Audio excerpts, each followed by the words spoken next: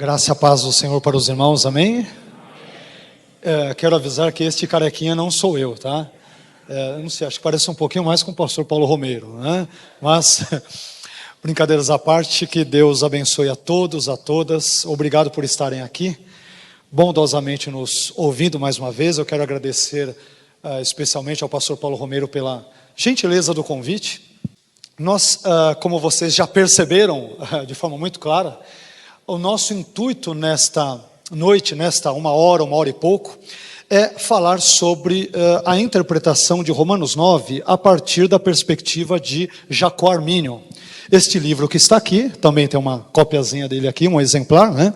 Ele está sendo vendido ali na frente, depois para as pessoas que se interessarem, podem obter maiores informações ali com minha esposa, com algumas outras pessoas que estão ali, né? Mas permitam-me falar rapidamente sobre o livro, e na verdade falarei bastante sobre o livro hoje, e depois nós vamos entrar em alguns detalhes sobre a interpretação de Romanos 9 a partir da perspectiva de Armínio. Mas este livro, meus queridos, é uma obra que ela é datada, na verdade, de 1593, faz um pouquinho de tempo, né? Portanto, estamos falando ali do século XVI, já temos mais de 400 anos. É uma obra que originalmente foi escrita em latim, foi publicada póstumamente após a morte de Armínio. Armínio morre em 1609, depois nós vamos traçar aqui uma breve biografia de Armínio, de Jacó Armínio, até mesmo para explicarmos para os irmãos, para aqueles que porventura não o conheçam, um pouquinho da sua vida, da sua biografia. Mas é uma obra que foi escrita originalmente em latim, foi traduzida depois em 1853 para o inglês por W.R. Bagnall, e a nossa tradução, nós acabamos fazendo uma tradução da obra em inglês, mas incluímos nas notas de rodapé várias notas de expressões ou termos de Armínio que aparecem em latim também, a fim de enriquecer mais ainda toda a questão presente na interpretação de Romanos 9, tá? Então, e essa obra é, na verdade, uma carta, que vocês depois verificarão, tem 96 páginas, é uma carta que Jacó Armínio, o teólogo holandês Jacó Armínio, cuja gravura está aqui diante de vocês, ele escreveu para um amigo seu ministro da região da Frísia, que corresponde hoje à região dos Países Baixos, e ele escreve esta carta se alegrando com este ministro frísio pelas semelhanças no pensamento que havia entre Armínio e esse outro teólogo, ministro também da igreja frísia. E ele escreve para ele essa carta dizendo: olha, eu li a sua análise de Romanos 9 e fiquei muito feliz porque há muitas semelhanças entre aquilo que eu entendo da interpretação escriturística de Romanos 9, especialmente dos versículos 1 a 23. E ele então escreve essa carta congratulando este ministro frísio, e nessa escrita ele acaba expondo o seu pensamento geral sobre como ele interpreta esta importante passagem, nada controvertida das Escrituras, né? Então, de uma forma bem resumida, absolutamente resumida, depois maiores detalhes estão ali presentes no livro, né? Eu escrevi tanto a apresentação quanto elaborei a tradução e as notas de rodapé. Não incluí tantas notas como poderia, a fim de tentar deixar Armínio falar o máximo possível, né? Eu deixei que ele mesmo falasse, já que o pensamento é dele, e também para não criar o absurdo de traduzir um livro cujas notas fossem maiores ou mais densas do que o próprio corpus escriturístico do pensamento de Jacó Armínio, tá? Mas por que Armínio escreve essa carta? Ele escreve, dentre os vários motivos, para criticar o pensamento calvinista supralapsariano de Romanos 9. E já vou explicar daqui a pouco para vocês o que quer dizer esse palavrão, né? Supralapsarianismo. Nós colocamos aqui uma tabela para explicarmos um pouco mais detalhadamente. Então, Armínio, ele critica essa interpretação que é chamada hoje de hipercalvinismo ou calvinismo rígido. Ele a critica com veemência, e ele critica inclusive o seu professor, que fora seu professor de dogmática e exegese, Teodoro de Beza, que por sua vez foi discípulo, pupilo de Calvino. Calvino, que acabou sendo ali o professor de Teodoro de Beza, influenciou, foi o seu mentor, e Beza, por sua vez, foi um mentor de Armínio. Mas Armínio, ele discorda em muitos termos no que diz respeito à rigidez do viés hermenêutico predestinacionista presente no pensamento de Beza, aquilo que ficou conhecido depois como supralapsarianismo. Então, se depois vocês puderem ler o livro, vocês perceberão que Beza é citado umas 3 ou 4 vezes, Beza e os seus seguidores, de uma forma crítica, porque Armínio o contesta no seu pensamento. Qual é a nossa proposta agora nessa 1 hora e pouco que nós teremos aqui de fala? Primeiramente, nós vamos apresentar uma pequena biografia de Armínio, uma biografia muito curta mesmo, Depois nós apresentaremos as principais interpretações. Eu selecionei alguns versículos e alguns comentários de Armínio sobre alguns trechos-chave importantes de Romanos 9. E, finalmente, eu coloquei de forma comparativa aquilo que Armínio e Calvino entenderam sobre certos trechos de Romanos 9. Tá? Então, uma mini biografia de Armínio, a compreensão de alguns versículos-chave de Romanos 9 por parte de Armínio, e finalmente, espero que tenhamos tempo, um mini comparativo entre a compreensão de Calvino e Armínio sobre o contexto amplo de Romanos 9, especialmente Romanos 9, e alguma coisinha que envolve, por exemplo, Romanos 8, 29, um texto nada polêmico, que fala sobre a presciência e a predestinação. Tá? Espero que dê tempo para nós trabalharmos estes assuntos aqui rapidamente. Lembrando que, talvez, vez por outra, eu possa colocar aqui a minha opinião sobre algumas interpretações, não necessariamente tudo aquilo que Armínio aqui exposa eu irei concordar 100%, mas eu quero aqui compartilhar com vocês o pensamento deste importante teólogo holandês sobre a interpretação deste que é um dos textos, um dos capítulos mais importantes das Escrituras Sagradas, ok? Por favor. Então, aqui nós temos uma pequena parte já da biografia de Armínio. Armínio, ele nasce entre 1559 e 1560. Muitos, na verdade, colocam a sua data de nascimento como 1560, outubro de 1560. Aliás, curiosamente, Armínio nasce e morre em outubro. Então, agora nós estamos comemorando 456 anos aí do seu nascimento, E também estamos comemorando agora em outubro também a data da sua morte, do seu falecimento. Carl Banks, que é o seu biógrafo mais importante, mais erudito, mais competente sobre a biografia e a teologia, mas especialmente a biografia de Armínio, ele dirá, com base em cartas de vários descendentes de Armínio, que na verdade ele nasceu em 1559, e não 1560. Mas como há essa controvérsia, de propósito eu coloquei entre 1559 e 1560, e ele nasce na cidade holandesa de Oudwater. Depois, obrigado, eu acho que ficou melhor, Para vocês também ficou melhor? Maravilha. Então, em 1575, a mãe e os irmãos de Armínio, eles são assassinados naquela que foi conhecida como uma invasão espanhola de Oudwater. Nós sabemos que nessa época a Holanda ela estava sobre o poder ali hegemônico, político, religioso da Espanha, e os espanhóis, predominantemente, obviamente, católicos, eles invadem ali a Holanda e existe todo um conflito, toda uma guerra, e neste ínterim, infelizmente, a mãe e os irmãos de Armínio, eles são cruelmente assassinados. Quando vamos mais adiante, uma época importante da vida de Armínio, em 1588 ele é ordenado pastor da Igreja Reformada Holandesa, e ele, durante ali o seu pastorado dura cerca de 15 anos, de 1588 a 1603. E curiosamente ele começa o seu ministério pregando sobre Romanos, sobre Epístola aos Romanos. Era costume na época, não é uma característica de Armínio, mas era costume entre os teólogos, ministros, reformados holandeses, começarem as suas prédicas, por exemplo, sobre Romanos. E, na verdade, investirem muito tempo na explicação de Romanos. Por exemplo, a gente vê, vocês já devem ter talvez lido ou tomado conhecimento, sobre os vários volumes da exposição de Romanos, escrita pelo teólogo puritano, calvinista, David Martin Lloyd Jones. E conta a história que ele pregou sobre Romanos durante 20 anos na sua igreja. Já pensou, pastor Paulo Romeiro? Durante 20 anos, todo o pessoal vai lá domingo, lá, qual é a pregação? Romanos, Romanos, Romanos e Romanos, né? É claro que Romanos é uma bênção. Eu não sei se eu teria essa coragem, ou esse ímpeto, essa capacidade, porque 20 anos em Romanos, né? Obviamente Romanos é maravilhoso, mas a Bíblia não se resume a Romanos. Mas naquela época, era costume entre teólogos e ministros da igreja reformada. Tá? E Armínio ele não foge a esta regra.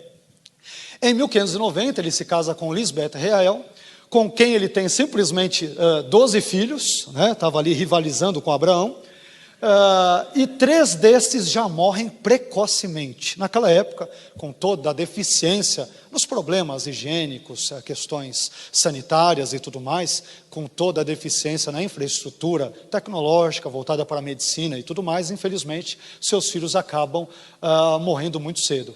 Em 1593, que é o que nos remete a atenção especialmente na noite de hoje, é que ele escreve a sua carta sobre Romanos 9, a Gélios Snecanos, que é o seu amigo ministro da Frísia, que é a região ali dos Países Baixos, cuja reprodução ou tradução pioneira para o português nós temos por meio deste livro que está sendo hoje aí disponibilizado para os irmãos. Por favor. Continuando, em 1602, existe uma peste muito grande que acomete muitas pessoas, mas muitas pessoas mesmo morrem na Holanda. E Armínio, curiosamente, ele vai para todos os lugares da Holanda ajudar as pessoas enfermas. Eram pestes ou doenças que eram contagiosas. Ele não se preocupa em ser contaminado com a doença, a preocupação dele é ajudar todas as pessoas, o maior número possível de pessoas, levando-lhes uma palavra de conforto, de carinho, um auxílio. Então nós vemos um traço muito importante na vida de Armínio. Armínio não é um teólogo de gabinete. Ele é um ministro que ele busca viver o cristianismo na prática, né? Ele não se perde em elucubrações teóricas, filosóficas, apartado da realidade social, muitas vezes complicada que o cercava. Não, quando ocorre essa terrível peste, ele se preocupa em ir para todos os cantos da Holanda para ajudar todas as pessoas afligidas pela peste e aos seus familiares também. Em 1603 ele se torna doutor em teologia. Curiosamente, conta-nos a história, Carl Banks, que é o seu maior biógrafo, diz que ele na verdade havia recebido o título de doutor muito antes ainda desta data. Mas Armínio ele tinha uma mente prodigiosa, era uma pessoa extremamente capaz, erudita, versado em latim, em hebraico, em grego. Ele era um tomista em termos filosóficos, né? Ele mais se alinhava com a filosofia de Tomás de Aquino. Era um leitor assíduo, não somente das obras do próprio Calvino, mas dos pais da igreja, de todos os filósofos e teólogos da Idade Média. E era uma pessoa que tinha uma mente tão prodigiosa que com 20 e poucos anos ali, ou até menos dirão outros historiadores, lhe ofereceram o título de doutor. Só que ele recusou, alegando que era muito jovem para receber aquele título. Então, estudando mais detalhadamente, mais à frente é que ele foi se doutorar em teologia na data específica de 1603. Entre 1603 e 1609, ou seja, 6 anos, ele se torna professor de teologia na Universidade de Leiden, na Holanda. Aqui tem um detalhe importante. Percebam que durante 15 anos, conforme o slide anterior, ele foi ministro da Igreja Reformada Holandesa, mas durante apenas 6 anos é que ele foi professor de teologia na Universidade de Leiden. Armínio foi mais pastor, foi mais ministro do que um teólogo propriamente dito. Não que ele não tivesse todas as condições, como já acabei comentando agora há pouco para os irmãos, o próprio Teodoro de Beza, quando ele está para assumir o ministério na Igreja Reformada, escreve uma carta de recomendação falando sobre todos os dotes intelectuais e espirituais que Armínio tinha, que lhe conferiam todas as condições para assumir o ministério da Igreja Reformada Holandesa, né? Só que ele, por uma opção, ele acabou se devotando mais ao ministério pastoral do que ao ensino da teologia em si. Durante 15 anos ele é pastor, e durante cerca de 6 anos ele é professor de teologia na Universidade de Leiden, na Holanda. Depois, durante 2 anos, 1605 e 1606, ele se torna reitor da própria Universidade de Leiden, né? Onde ele começa a organizar e a dirigir todos os trabalhos ali teológicos ou filosóficos de uma forma geral. Ele os administra. Em 1608, ele apresenta em Haia o trecho do seu texto, que é um dos mais importantes, que é a sua chamada Declaração de Sentimentos. Esta obra não está junto com Romanos 9, ela é encontrada naquela obra de 3 volumes que a CPAD publicou ano passado, talvez alguns devam ter visto, né? Aqui tem aquela capa azulzinha, amarelinha, verdinha, em 3 volumes da CPAD, você tem ali a sua declaração de sentimentos, que, segundo os estudiosos de Armínio, é a sua obra mais madura e que reflete a teologia num período mais importante da sua vida. Então, normalmente os peritos nos estudos de Armínio vão dizer, se você quiser conhecer o pensamento de Armínio, comece estudando pela declaração de sentimentos, que é a sua obra mais madura, onde ele escreve tendo um grau de maturidade filosófico-teológica mais aprofundado. E aí, nós temos depois a sua morte em 1609, ele morre ali com cerca de 49 anos, morre na cidade de Leiden e morre de tuberculose. Naquela época, a tuberculose dizimava as pessoas de uma forma assustadora, e ele morre ainda antes de completar os seus 50 anos, ou ali na faixa, entre 49 e 50 anos. Depois, em 1610, obviamente pós-mortem, no contexto de Armínio, temos o surgimento da chamada remonstrância, os 5 documentos dos remonstrantes, que eles escrevem, na verdade, como um contraponto do chamado hipercalvinismo, ou calvinismo rígido da sua época, e, finalmente, entre 1618 e 1619, na verdade, de novembro de 1618 até maio de 1619, por volta de 5 meses, de 5 a 6 meses, nós temos o chamado Sínodo de Dort, que ocorre na cidade holandesa de Dordrecht, onde um concílio que Philip Schaff, que é calvinista, ele que é calvinista irá chamar esse concílio de concílio ultracalvinista, que foi um momento onde os arminianos foram ali expulsos e as suas ideias foram então, ou as suas teologias foram rechaçadas, eu diria de forma absolutamente unilateral. Então, aqui nós temos um resuminho, um breve resumo daquilo que seria uma biografia de Jacó Armínio. Agora nós queremos entrar em alguns comentários de Armínio sobre Romanos 9. Alguns desses trechos, de uma forma geral, eu acho que nós temos aí tempo, temos. Eu buscarei ler esses comentários e vocês poderão acompanhar, e depois, quando for necessário, nós comentaremos, traremos os nossos comentários sobre as exposições do próprio Armínio no que tange alguns trechos selecionados de Romanos 9. Primeiramente, nós temos aqui uma colocação de Armínio sobre o teor de Romanos 9 como um todo, como Armínio entende Romanos 9, qual é o assunto de Romanos 9. Isso é muito importante, porque normalmente os calvinistas, inclusive os calvinistas da época de Armínio e os calvinistas contemporâneos, via de regra, com raríssimas exceções, os estudiosos ou leigos calvinistas, eles entendem que Romanos 9 é o capítulo que fala sobre a dupla predestinação na Bíblia. Os estudiosos em geral, John Piper, vamos citar aqui alguns calvinistas, né? John Piper, R.C. Sproul, MacGregor Wright e tantos outros, eles vão dizer que o capítulo da dupla predestinação nas Escrituras é Romanos 9. Armínio, ele contesta este pensamento com forte veemência, com muito ímpeto, e ele diz o seguinte: não, o assunto de Romanos 9 é o mesmo de todos os 16 capítulos da Epístola aos Romanos, que envolve a ideia de que o justo, ele só se torna justo ou é justificado pela fé. Este é o assunto. As pessoas são justificadas pela fé em Cristo. E aí, a partir desse tipo de pressuposto que Armínio vê em toda a epístola aos Romanos, é que ele irá construir a sua interpretação ou a sua exegese deste importante capítulo. E aí, qual é o assunto de Romanos 9? Vamos ver o que o próprio Armínio nos responde. Ele diz, as aspas estão todas ali citadas dele mesmo, sempre que os textos em vermelho estiverem ali, estamos apenas dando o nosso grifo para enfatizarmos um importante aspecto do pensamento dele. Então Armínio diz, abre aspas, o apóstolo Paulo trata ali, ou seja, em Romanos 9, do decreto pelo qual Deus decidiu justificar e salvar aqueles que seriam herdeiros da justiça e da salvação, não por obras, mas pela fé em Cristo. E aí ele continua, agora com um jeitinho, né, com luva de pelica, ele critica o supralapsarianismo da sua época. Entenda-se o calvinismo do próprio Calvino, de Beza e de todos os calvinistas na sua época. Olha o que ele diz.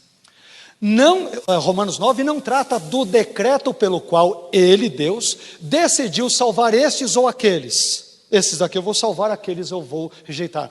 E condenar outros. Ou aquele pelo qual ele decidiu dar fé a alguns e retê-la de outros. E isto poderia ser mais facilmente demonstrado com base na passagem propriamente dita e todo o contexto. Então, qual é a lógica de Armínio? Ele está dizendo, nós não podemos isolar Romanos 9 de toda a epístola, porque a epístola começa desde Romanos capítulo 1, o evangelho, ele é o poder de Deus para a salvação de todo aquele que crê, primeiro do judeu, depois do gentil, do grego, Romanos capítulo 4, ele vai dizer, toda a tônica da epístola aos Romanos diz que o justo é justificado pela fé, não por uma eleição incondicional, onde Deus, aí o acréscimo é meu, arbitrariamente, desde a eternidade passada diz, não, eu quero que a minoria da humanidade vá para o céu e a maioria esmagadora vá para o inferno. Armínio diz, não é este o assunto que está em pauta em Romanos capítulo 9. E aí depois ele vai explicar com maiores detalhes porque ele não entende isso, né?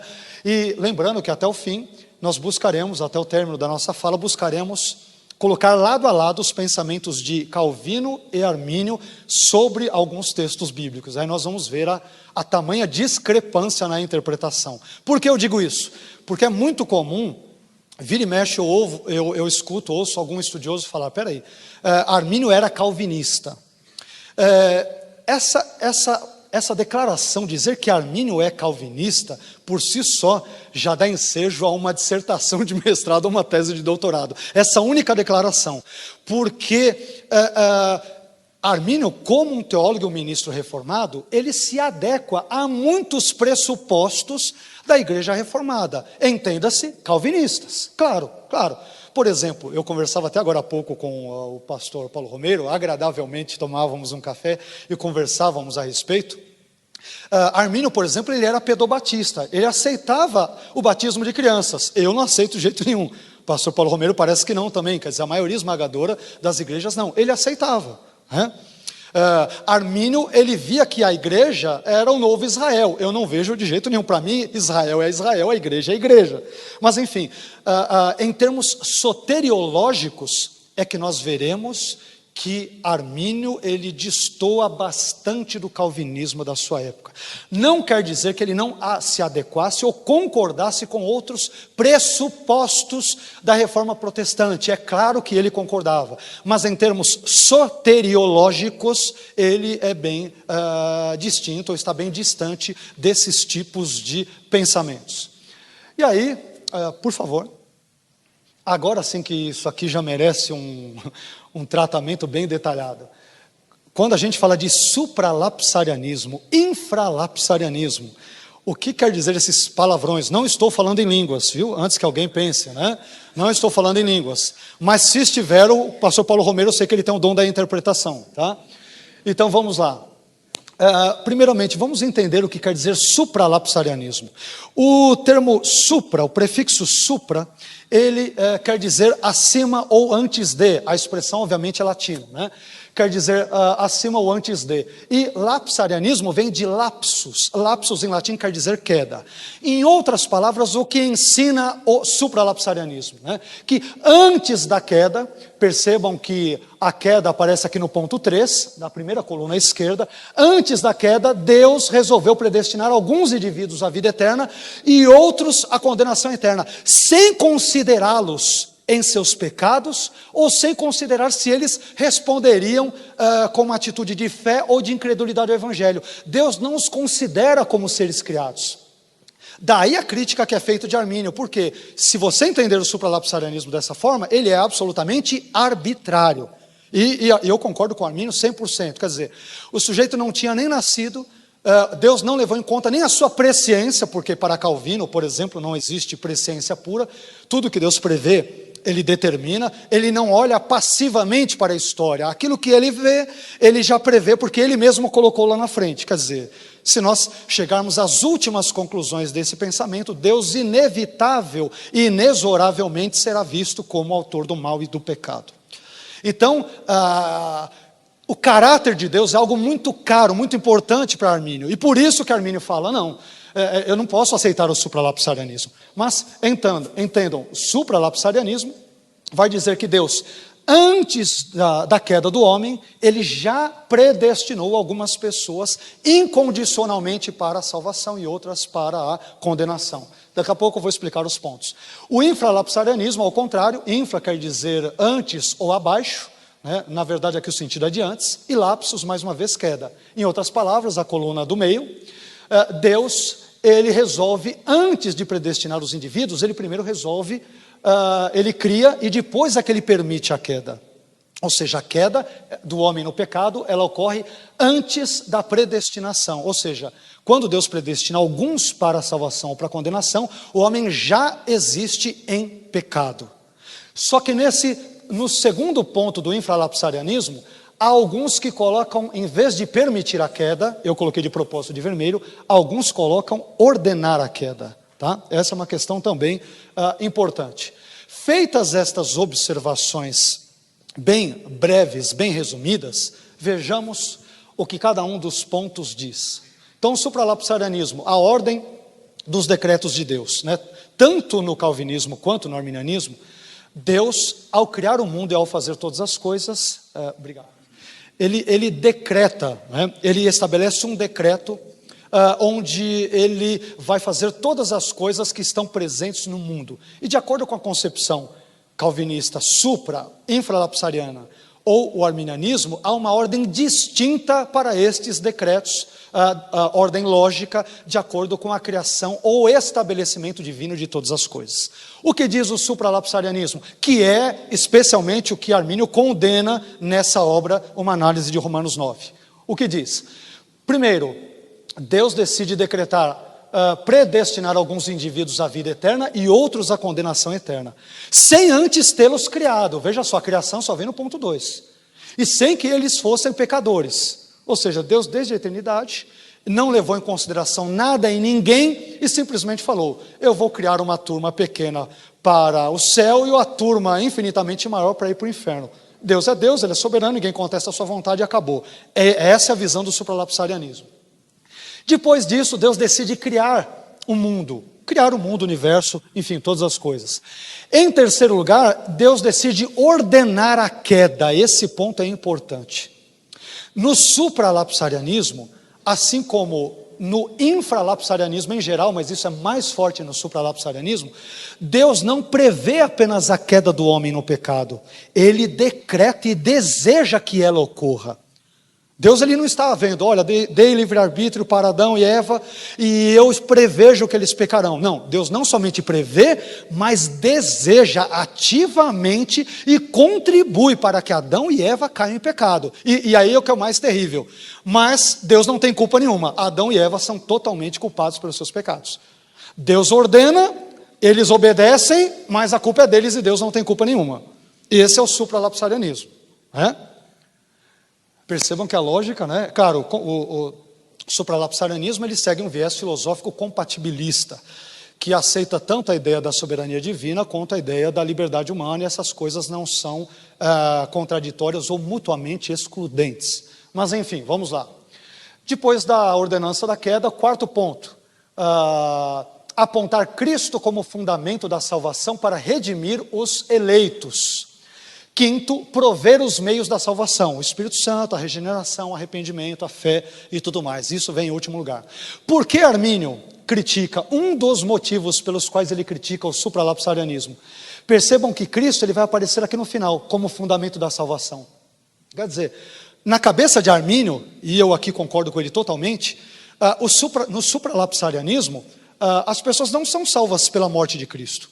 Elas são salvas por um decreto incondicional, quer dizer, não há justificação pela fé. Há uma justificação pela predestinação incondicional, ou eu acrescentaria, a predestinação arbitrária. Então não existe justificação pela fé, coisa nenhuma. A pessoa é justificada por um decreto arbitrário desde a eternidade passada. Se ela vai crer ou não, né, é algo que é secundário. A cruz de Cristo acaba sendo algo secundário, e isso preocupa Armínio. Armínio não aceita que a morte de Jesus tem um papel secundário, ela é algo central na salvação.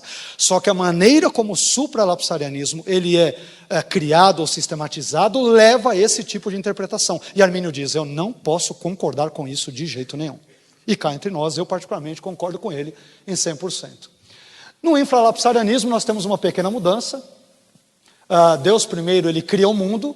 Em segundo lugar, ele decreta permitir a queda. Algumas versões de infralapsarianismo trazem ordenar a queda, né? Então não é só uma permissão passiva. Deus ordena, ele deseja a queda do homem no pecado. Mas Deus não tem culpa nenhuma. A culpa é de Adão. Ele deseja, mas a culpa é de Adão, não é dele. Tem o mesmo problema. Em algumas variações do infralapsarianismo, há o mesmo problema que ocorre no supralapsarianismo. Depois de permitir a queda ou ordenar, de acordo com algumas versões, Deus decreta predestinar alguns indivíduos caídos, aqui já tem a diferença. No supralapsarianismo, esses indivíduos não foram nem criados, e Deus já escolhe, esses vão para o céu, esses vão para o inferno. No infra, não, existe já toda a humanidade é caída. Dessa massa toda caída, Deus escolhe. Um percentual menor vai para o céu, o percentual esmagador maior vai para o inferno. Aí nós temos um detalhezinho. Em quarto lugar, apontar Cristo como fundamento da salvação para redimir os eleitos. E quinto, prover os meios da salvação. De novo, Espírito Santo, regeneração, arrependimento, fé, tudo que é importante para a salvação. No arminianismo, percebam que a Ordo Salutis é distinta e tem 2 pontos até a mais. A lógica da sistemática da Ordo Decretorum, ou seja, a ordem dos decretos divinos no arminianismo. Primeiro, Deus decide criar a humanidade, tá? É essa a visão de Armínio. Segundo, Deus decide permitir a queda. Nunca, jamais, em hipótese alguma, Armínio diz que Deus ele decreta ativamente ou ele deseja a queda. Aliás, nós vamos ver isso num dos trechos do comentário dele de Romanos. Ele não aceita a ideia de que Deus ordena ou pré-ordena a queda. Deus permite a queda. Ao criar seres livres, esses seres livres podem cometer o pecado, ir para o lado do mal. E ao fazerem-no, caem em pecado. Tá? Terceiro, olha a importância que Armínio dá para Cristo. Ele o coloca lá no início.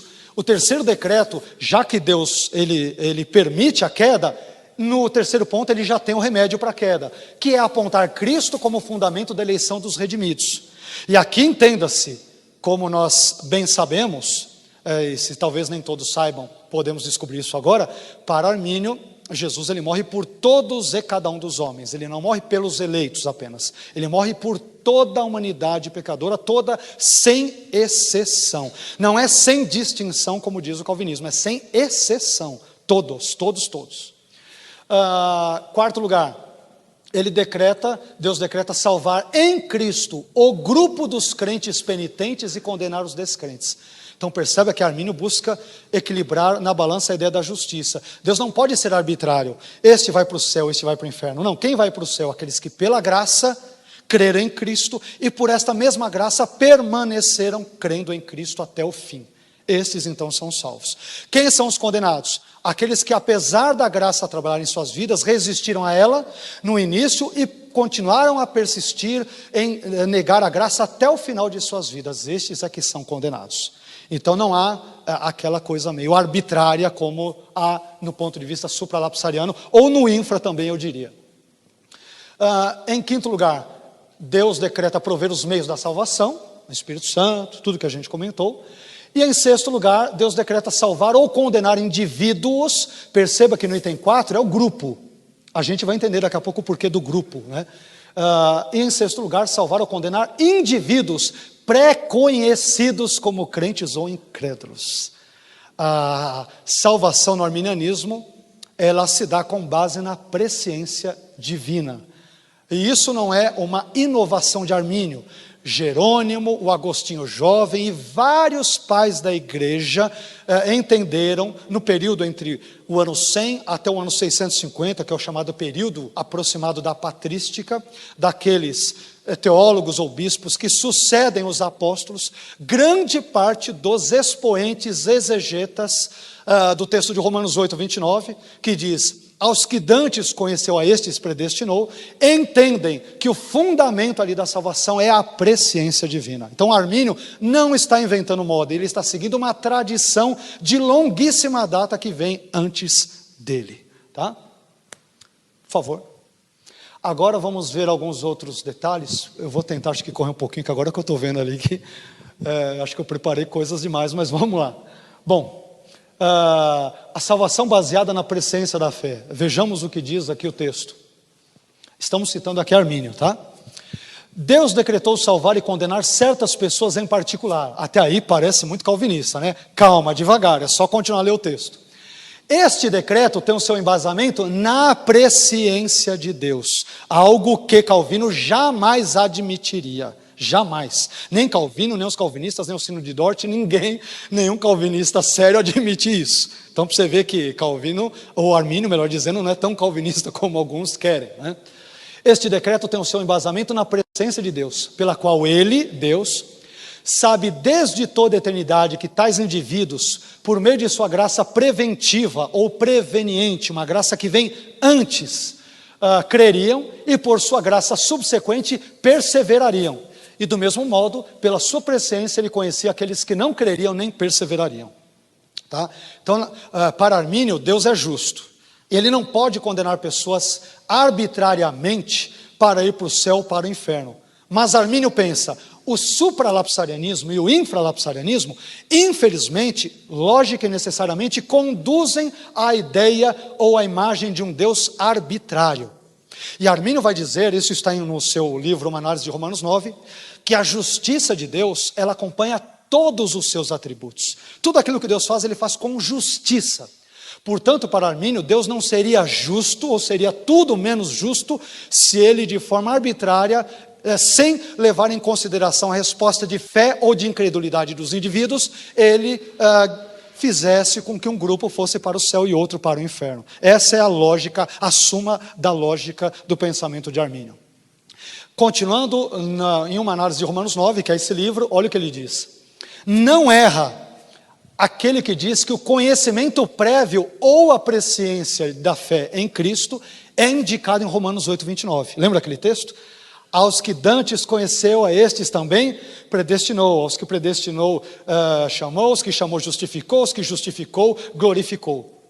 Então, Armínio diz, quem diz que aos que dantes conheceu, a estes predestinou, a ênfase aqui, ou a referência ao conhecimento prévio de Deus da fé em Cristo, não erra, ele está correto. Né?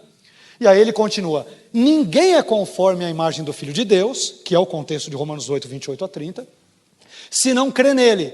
Assim sendo, ninguém é predestinado por Deus a essa conformidade, a não ser que seja considerado um crente. A lógica de Armínio é a lógica de Romanos 8, 29. Aos que dantes conheceu, prognosco, conheceu de antemão, a estes predestinou. Em outras palavras, os predestinados são os pré-conhecidos. É o que está em Romanos 8, 29. Quem são os predestinados para a salvação ou condenação? Os pré-conhecidos. Pré-conhecidos em que sentido? Pré-conhecidos como pessoas que creriam em Cristo pela graça. e perseverariam na fé por essa mesma graça, e pré-conhecidos como aqueles que seriam incrédulos e perseverariam na mesma incredulidade até o fim. Os primeiros são salvos, são eleitos para a salvação, os últimos são eleitos para a condenação eterna. Essa é a interpretação de Armínio. Por favor. Agora, selecionamos alguns textos, alguns versículos de Romanos 9. O quadrinho vermelho é o texto bíblico, e aqui em seguida o comentário de Armínio, tá? Romanos 9:8. Isto é, não são os filhos da carne que são filhos de Deus, mas os filhos da promessa são contados como descendência. O que Armínio entende aqui? Aqui tem uma peculiaridade do pensamento de Armínio, que é importante nós aqui destacarmos, e ele vai dizer o seguinte, nesse texto: se alguém inquirir por que Deus deseja que Ismael e Esaú sejam tipos dos filhos da carne, mas Isaque e Jacó os tipos dos filhos da promessa, eu respondo, porque era adequado por causa da relevância e da concordância entre o tipo e o antitipo. Em relação ao primeiro tipo, de que aquele que nasceu da mulher escrava, Agar, e da carne deveria ser o tipo dos filhos da carne, mas que aquele que nasceu da mulher livre da promessa, Sara, deveria ser o tipo dos filhos da promessa. Então, parte do capítulo 9 de Romanos, Armínio entende de forma tipológica. Ele não entende Esaú e Jacó, por exemplo, já estou adiantando os próximos slides, como indivíduos em si, mas como tipos de classes de pessoas. Um representando a classe daqueles que são justificados pela fé, o outro grupo representando a classe daqueles que buscam ser justificados pelas obras da lei. Essa é a leitura tipológica que Armínio, em geral, apresenta do texto de Romanos 9 como um todo. Tá? Por favor. Romanos 9:11. Porque não tendo eles ainda, Esaú e Jacó, né? Nascido, nem tendo feito bem ou mal, para que o propósito de Deus, segundo a eleição, ficasse firme, não por causa das obras, mas por aquele que chama. Aqui o texto grego é interessante, até em português a gente percebe que ele é uma ruptura, né? Paulo ele não conclui o seu pensamento, há uma lacuna, ele não finaliza o seu pensamento, né? Isso fica, acho que, claro, tanto em português como também no texto grego, falta algo, né? Que Paulo acaba não colocando. Mas enfim, como que Armínio entende este versículo? Ele diz, o propósito de Deus que está de acordo com a eleição faz referência àqueles que têm fé no Deus que chama e que confiam em Cristo, não aqueles que buscam a salvação pelas obras da lei. Percebam que ele vai trabalhando com essa dicotomia ao longo da sua explicação de Romanos 9. Então, Paulo, na concepção de Armínio, sempre trabalha com a ideia daqueles que são justificados pela fé somente. O lema da reforma, somente pela fé, ele é levado muitíssimo a sério por Paulo. E ele vê essa tônica da fé presente especialmente também, não exclusivamente, mas também em Romanos, no capítulo 9. Em alguns slides eu vou dar uma avançada mais ou menos, tá? Para a gente depois... Ok, é que eu estou preocupado, o pastor Paulo Romero está quase tirando o sapato para jogar em mim, tá? Qualquer coisa vocês me defendam, por favor, né?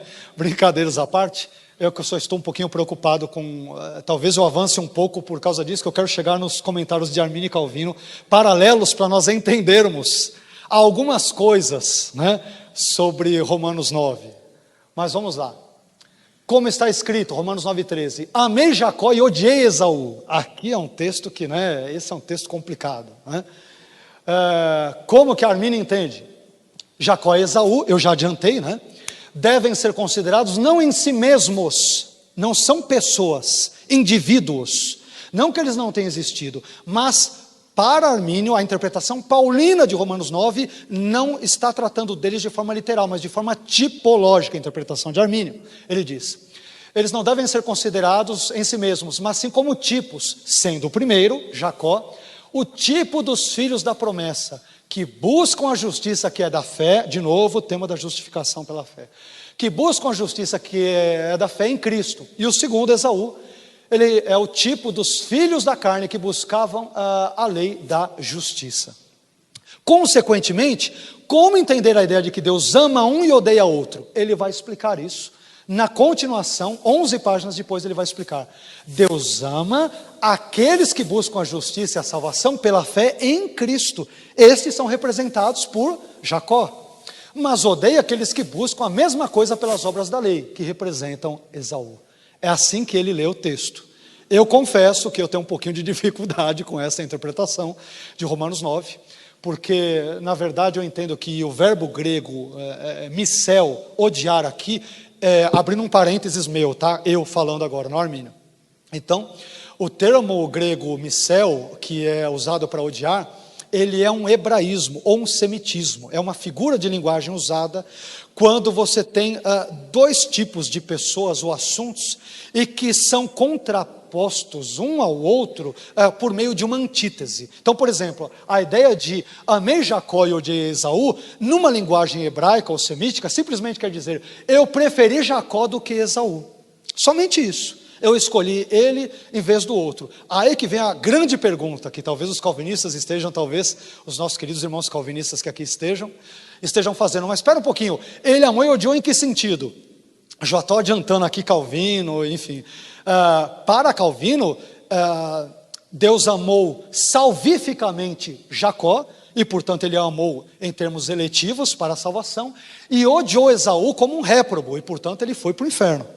E a meu ver o texto não está falando de absolutamente nada disso, e nesse ponto eu distou tanto de Calvino quanto de Armínio.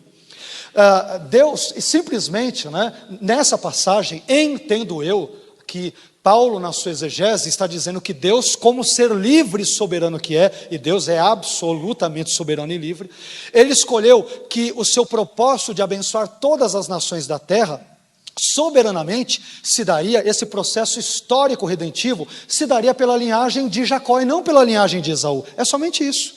Em vez de ser Abraão, Isaque e Esaú, foi Abraão, Isaque e Jacó. Ele escolheu Jacó como soberano que é, a fim de que de Jacó viesse Israel, de Israel o Messias, e do Messias a possibilidade da salvação para toda a humanidade. Então é essa, Deus é livre e soberano para escolher quem Ele quiser para que prestem serviços histórico-redentivos e que assim cumpram seus planos. Nesse ponto ele escolhe que a bênção prometida para Abraão em Gênesis 12, e que todas as famílias da terra serão abençoadas, isso passa pela linhagem de Jacó e não de Esaú, e Deus é soberano para escolher quem quer que ele pudesse escolher para dar continuidade a essa linhagem histórico-redentiva messiânica. É isso, não está nada de falando, escolhi Jacó vai para o céu, escolhi Esaú ele vai para o inferno, nada disso. Então nesse ponto eu distou de Armínio e de Calvino.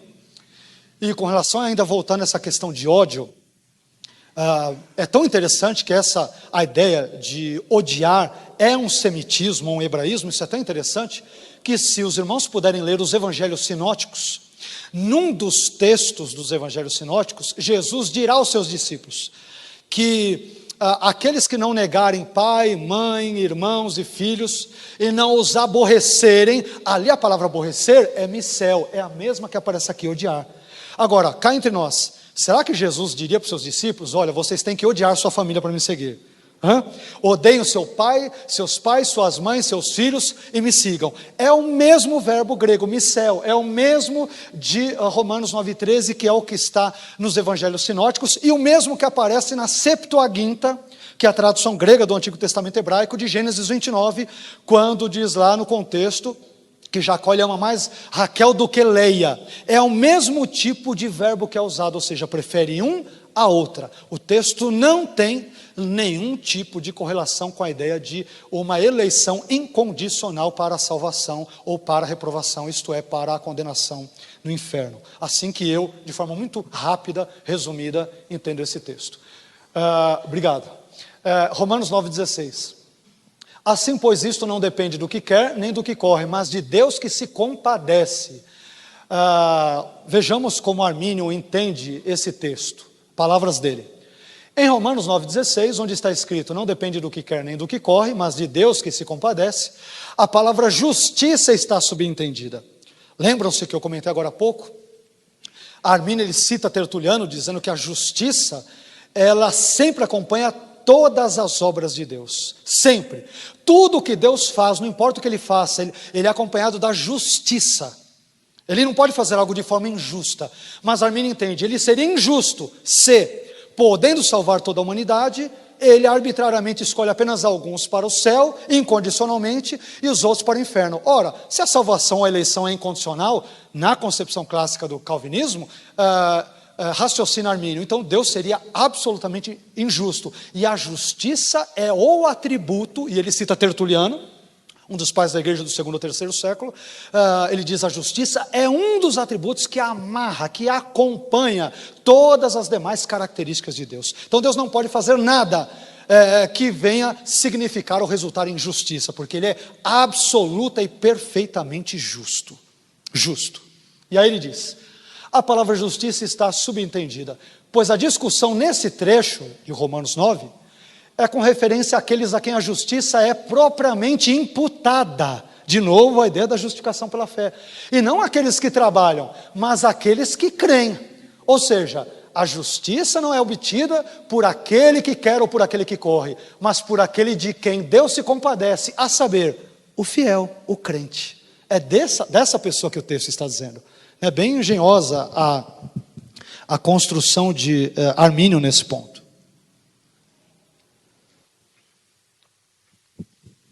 Por favor. Continuando, Romanos 9,18. Logo, pois, compadece-se de quem quer e endurece a quem quer. Calvinista lê esse texto, ele fala: não, Deus, ele não está levando em consideração sua fé, presença da fé, que coisa nenhuma. Não tem, se você crê, se é incrédula, nada disso. Ele não leva nada, ele faz o que ele quiser. Se ele quiser mandar todo mundo para o inferno, ele poderia fazer isso. Armínio diz alto lá: Deus é justo. Aliás, Armínio tem uma importante teologia da criação desenvolvida, que inclusive arminianos desconhecem. Então, no pensamento de Armínio, e eu concordo mais uma vez com ele nesse ponto, ele vai dizer, e isso não está aqui, tá? Mas estou citando trechos de outras obras dele. Ele vai dizer: tudo aquilo que Deus cria é bom, e a coroa da criação de Deus é o homem. Armínio diz: não faz sentido um Deus que é bom e cujas suas obras são envoltas em justiça, bondade, misericórdia e tudo mais, ele criar indivíduos e já predestiná-los, a maioria destes, para o inferno. Não faz sentido um criador que cria criaturas já para o inferno. Ele as cria para que estas criaturas atinjam o máximo de perfeição. Ele vai dizer isso em Romanos 9. O máximo de perfeição. Agora, que máximo de perfeição pode existir se Deus já predestina incondicionalmente e de forma irreversível a maioria da humanidade para o inferno? Porque no calvinismo, tanto a eleição incondicional para a salvação quanto para a perdição é irreversível. São irreversíveis. Meu irmão, se você é um vaso de ira, na concepção calvinista, não há absolutamente nada que você possa fazer. Eu só diria: senta e chora, né? Que você vai arder no mármore do inferno, meu filho. Não, mas se eu quero ser salvo, não importa você querer, Deus se compadece de quem quiser. Não, mas Jesus não morreu por mim, não morreu coisa nenhuma, ele morreu só por um grupinho que são os eleitos, né? Então, curto e grosso, o azar é seu. Calvinismo, com todo o respeito do mundo, é questão de sorte. Sorte ou azar.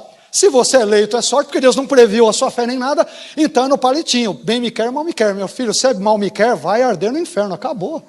Acabou. Não, mas eu quero crer. Não, você não quer crer coisa nenhuma, você está enganado, né?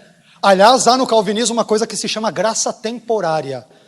Calvino diz que às vezes Deus dá uma graça temporária para o indivíduo, o sujeito acha que é crente, talvez comece a vir para a igreja, quando o negócio está começando a pegar, Deus tira. Porque Ele não quer que essa pessoa se converta. E Deus Ele é justo, Ele faz o que Ele quer, e quem somos nós para criticá-lo, porque Ele é soberano. Isso está nas institutas, nas obras de Calvino. Então é importante, né, a gente ler as obras de Calvino, de Armínio, e eu digo com todo respeito, meu irmão, se você é calvinista, glória a Deus pela sua vida, seja com consistência, leia as obras, mas leia as obras contrárias de Armínio. Se você é arminiano, fale dos calvinistas sem ler as obras, né? Eu falo porque eu li e reli as institutas e vários comentários de Calvino, então eu sei o que eu li, né? E eu sei que os meus olhos não me enganaram naquilo que eu li. Aliás, nós vamos ver aqui o que Calvino diz daqui a pouco, vocês vão ler tirado do trecho dele, vocês é que vão chegar às consequências, né, naquilo que ele diz ou não. Mas vamos lá. Logo, pois, compadece de quem quer e endurece a quem quer. Olha o que Armínio comenta desse texto. Se Deus pode ter misericórdia de quem Ele quer e endurecer a quem Ele quer, então Ele também é livre, Deus é livre, para formar um propósito de acordo com a eleição, pela qual Ele pode determinar ter misericórdia dos filhos da promessa, os que creem. É nesse sentido que Ele tem misericórdia de quem Ele quer. Deus decretou desde a eternidade passada ter misericórdia daqueles que creem. Ele que criou assim, acabou. E ao mesmo tempo, Ele determinou endurecer e punir os filhos da carne, que representam aqueles que buscam ser justificados pelas obras da lei, pelo mérito humano. Deus é Deus, Ele faz do jeito que Ele quiser. Armínio concorda que Deus é Deus, mas não no sentido supra ou infralapsariano, especialmente o supra. Ele fala, Deus é Deus, mas Deus não pode ser injusto, porque senão nós maculamos o seu caráter. Ele é todo bondoso, todo benevolente, todo amoroso, todo justo. Por favor, estamos no penúltimo ponto aqui, Romanos 9,19. Dir-me-ás então, por que se queixa ele ainda? Por que Deus se queixa? Aqui quem está se queixando é Deus, tá? Dentro daquilo que é chamado, aqui é um recurso, permitam-me um parênteses. Esse recurso aqui, que Paulo usa, por que Deus se queixa ainda? Porquanto quem resiste à sua vontade? Ele imagina que Deus está se queixando, ele está imaginando uma possível refutação, uma possível interrogação dos seus opositores, especialmente os judeus. Isso é chamado, como um recurso estilístico, de diatribe. Diatribe é quando você tem um interlocutor imaginário, com possíveis perguntas, verdadeiras ou retóricas imaginárias, e você busca interagir com tais interlocutores imaginários com as suas questões. Isto é chamado, tecnicamente, em teologia, ou em exegese, hermenêutica, enfim, de diatribe. Tá? Bom, aqui cabe uma questão importante. Vamos ler de novo. Dir-me-ás então, não tem a ver com o diabo, pastor Romero, não. Seria um diabibe, uma coisa assim, né? Vamos lá.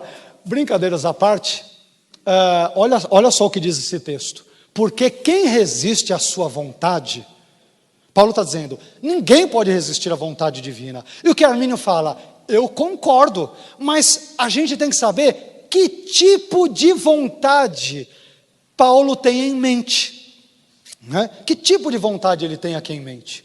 Porque normalmente a leitura que o calvinismo faz desse texto ninguém pode resistir à vontade de Deus. Se ele quis incondicionalmente eleger alguns para o céu e outros para o inferno, ninguém pode resistir a esse tipo de vontade. Armínio mais uma vez diz, alto lá, você tem que provar que é esse tipo de vontade que está aqui no texto. E o contexto diz que não é. Olha que leitura interessante de Armínio, olha o que ele vai dizer aqui.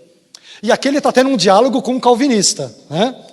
Olha só, da sua época, abre aspas, olha o que ele diz. O senhor William Perkins, que é um calvinista famoso da época de Armínio, aliás, diga-se de passagem, supralapsariano, ele diz, o senhor William Perkins afirma que a vontade divina, a que Romanos 9:19, o texto citado, faz referência, é a vontade antecedente, não sendo possível resistir a ela. Aí ele diz, cabe ao Senhor provar essa afirmação. O Senhor está dizendo algo que o Senhor não consegue comprovar no texto. Ele vai explicar, eu já vou explicar o que quer dizer vontade antecedente e consequente já. Aí ele diz, a própria afirmação do texto diz, uma vez que o assunto nessa passagem é a vontade de Deus pela qual ele endurece e tem misericórdia, que são efeitos divinos seguindo atos da criatura. Ou seja, Deus está reagindo aos atos de pecado dos seres humanos. Ele não está agindo de forma arbitrária, ele está agindo para punir. Né? Essa é a lógica dele. Aqui não é uma vontade antecedente, é uma vontade consequente. Consequente é o quê? Ao pecado, aos atos do homem. Deus está reagindo, interagindo com o homem nos seus pecados. E aí ele diz, que são efeitos divinos, seguindo atos da criatura, perfeito, que são pecaminosos. E aí ele conclui, chamados pecado, que a vontade aqui mencionada é consequente e não antecedente. Ele diz para o calvinista da sua época, o senhor tem que provar que aqui é a vontade antecedente. O que é vontade antecedente e consequente para Armínio? A vontade antecedente é aquela vontade, aquele desejo que Deus tem de realizar algo com relação às suas criaturas, sem que ele leve em consideração os atos delas, antes de qualquer ser humano fazer qualquer tipo de ação, boa ou má.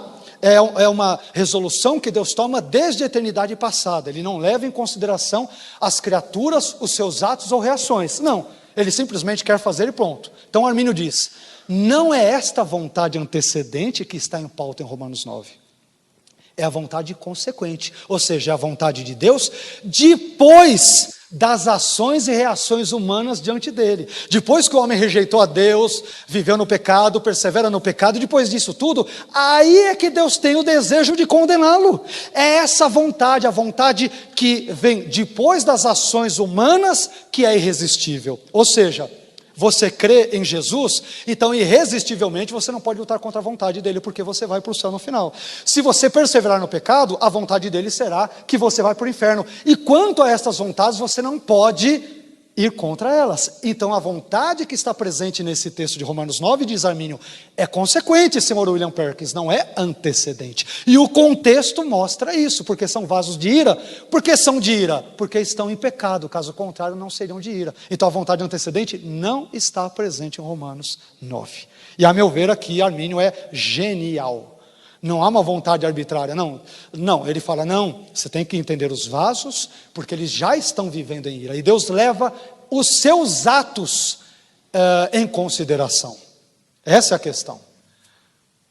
O último ponto aqui, antes de irmos para Calvino e Armínio, que eu sei que vocês estão querendo, né? Eu já imagino aí alguns rostinhos e tudo mais, né? Romanos 9, 22, famoso Romanos 9, 22. E que direis se Deus, querendo mostrar a sua ira e dar a conhecer o seu poder, suportou com muita paciência os vasos da ira preparados para a perdição? E aqui, mais uma vez, um comentário, a meu ver, extremamente lúcido e perspicaz de Armínio. Não é que Armínio acerte sempre não, viu? Por exemplo, essas questões de tipologia, alegoria e tudo, não concordo com ele, algumas outras interpretações, mas nesses aspectos filosófico-teológicos, a meu ver, ele é simplesmente genial. Assim como, permitam-me ser justo no meu comentário, Calvino também é genial na sua exegese aos comentários bíblicos que faz e nas próprias institutas, tá? Devemos reconhecer o seu tamanho, grau de intelecto e erudição, tá? É um senhor teólogo, tanto é que Armínio o elogia, e o elogia com razão. É um senhor exegeta e um senhor teólogo. Simplesmente não concordo com as premissas e os pressupostos predestinacionistas de Calvino. Isso, todavia, não desmerece a importância como um todo das suas obras, que fique absolutamente claro de forma justa, tá? Mas vamos para Romanos 9, 22. Vejamos o que Armínio diz. Ele, Deus, não está irado com eles, com esses vasos de ira, com essas pessoas que são endurecidas, a menos que eles já tenham se tornado vasos de ira. Então não é Deus que cria para ser vaso de ira nem nada. Não, eles é que se tornam por causa da sua persistência no pecado. Não há arbitrariedade. Eles que se tornam vasos de ira, não é Deus que os torna vasos de ira. Né? Então aqui ele está criticando o seu professor Beza e todo o calvinismo supralapsariano da sua época. Né? E ele vai dizer, nem ele quando por seus próprios méritos, os méritos dos homens, as responsabilidades dos homens, eles foram preparados para a destruição, imediatamente, de acordo com o seu próprio direito, leva a cabo a sua ira na sua destruição. Mas ele, essa frase final em vermelho é importante, ele, Deus, os suporta, os vasos de ira, com muita longanimidade e paciência, convidando-os à penitência e esperando por seu arrependimento. Calvino diz, vaso de ira já é um réprobo incondicional destinado à eternidade. Esse sujeito jamais, um vaso de ira para Calvino e para o calvinismo verdadeiro, consistente, um vaso de ira jamais pode se tornar vaso de misericórdia. Armínio fala, alto lá, o sujeito pode ser vaso de ira por enquanto, mas ele pode se converter, porque a graça de Deus continuará a insistir com ele, pelo Evangelho, o Espírito Santo trabalhando na vida dele. Então, Armínio diz em outras palavras, e aqui mais uma vez ele destoa profundamente do calvinismo, ele diz, aqueles que são vasos de ira, a situação não é irreversível, eles podem se tornar vasos de misericórdia, mas o contrário é verdadeiro, cuidado, porque os vasos de misericórdia podem se transformar em vasos de ira. Então percebam que o raciocínio dele é absolutamente pertinente. Então ele está dizendo, as coisas não estão fechadas não, o negócio está em aberto, dependerá da sua resposta positiva ao evangelho ou não. Obviamente a resposta é esta, possibilitada pela graça, e somente pela graça. Não por causa do livre-arbítrio, por causa da graça. Aliás, a teologia de Armínio, ela é caricêntrica, ela é centrada na graça e não no livre-arbítrio. Armínio, nas suas obras, ele diz coisas sobre a graça que eu nunca vi nem Calvino dizer. E não é exagero. Leiam as obras e constatem por vocês mesmos. Armínio diz, num dos famosos textos seu das obras, que levam seu nome, ele diz o seguinte: eu atribuo à graça o início, o desenvolvimento e a consumação de todo o bem, de modo que um homem, mesmo regenerado, ele não pode fazer qualquer bem, se não for sustentado pela graça. O que é isso? Senão uma teologia caricêntrica. Estou falando de charis, graça, a palavra grega para graça. Então, a teologia de Armínio é caricêntrica, é centrada na graça. Aliás, a graça preveniente é um dos postulados mais importantes de Armínio, que não é invenção de Armínio, é invenção de Agostinho, no contexto entre o quarto e quinto séculos, nas suas discussões com Pelágio, mas que Armínio toma esse conceito e também o aplica à sua exegese e à sua interpretação da Bíblia em geral. Vamos agora para os últimos slides.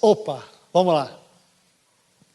Romanos 9 e a sua interpretação por parte de Calvino e Armínio.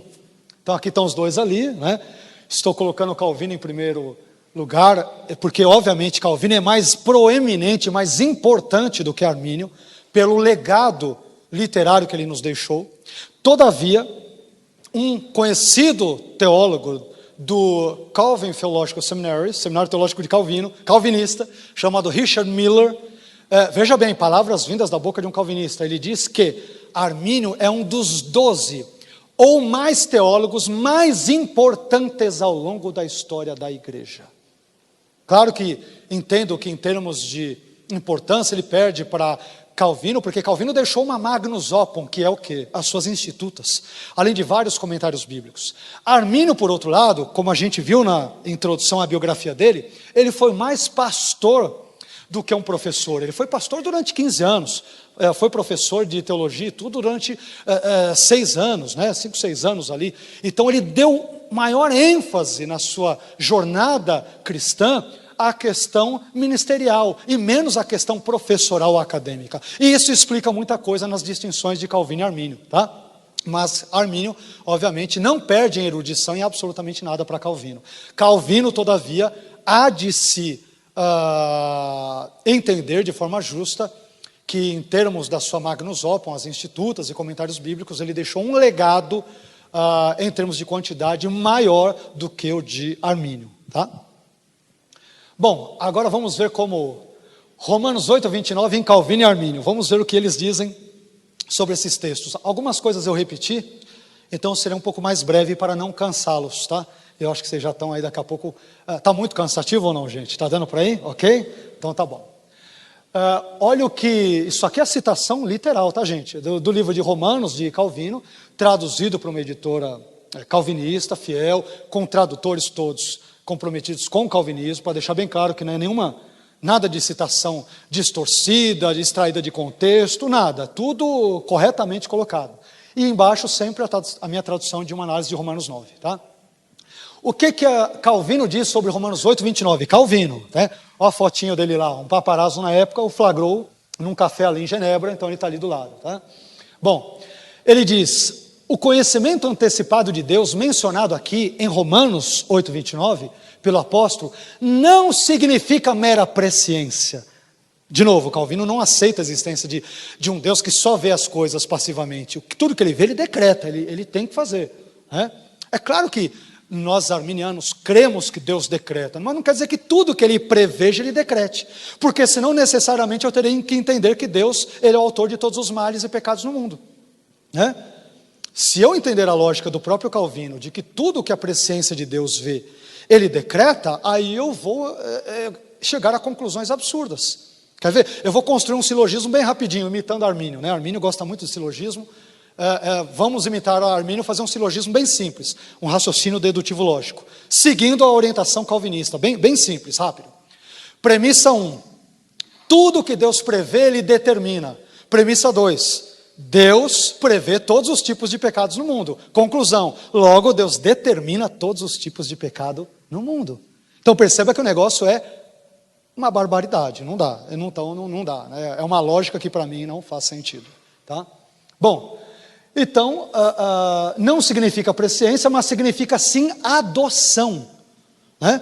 Armínio entende o termo grego prognosco, né? O prefixo pro, antes de gnosco, conhecer, ao pé da letra prognosco, tem uma tradução, é conhecer de antemão, prever, presciência. E aí ele entende que prognosco tem relação com adoção, porque Paulo não usou a palavra grega para adoção se ele quisesse, né? Então para mim não faz o menor sentido, mas enfim. Mas significa sim adoção, pela qual o Senhor sempre distingue seus filhos dos réprobos. Os réprobos são aqueles que incondicionalmente Deus destinou ao inferno desde a eternidade passada. Sem levar em consideração sua fé, nem nada. Ele quis fazer assim e acabou. Né? Aí olha o que ele fala, detonando aqui o arminianismo, que na época dele não existia, né? Estava crescendo. Olha o que ele diz.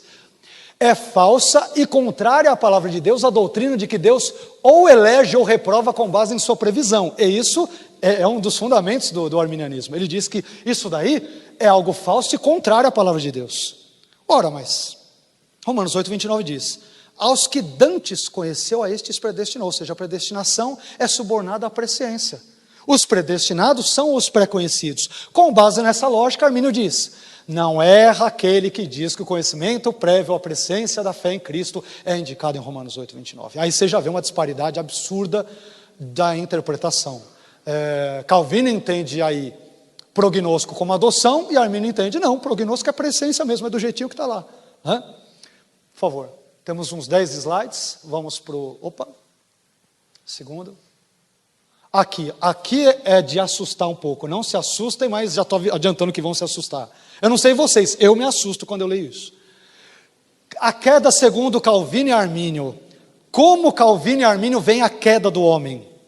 Isso aqui é assustador. Abre aspas. Palavras de Calvino, tirada das Institutas, para quem quiser conferir. Livro 3, capítulo 23, parágrafo 7. Está na página 409 do segundo tomo daquelas Institutas traduzidas pela Unesp recentemente. Tá? Vocês encontram em 2 tomos, a tradução muito boa, está presente ali. Olha o que ele diz. Grifei de novo em vermelho os destaques.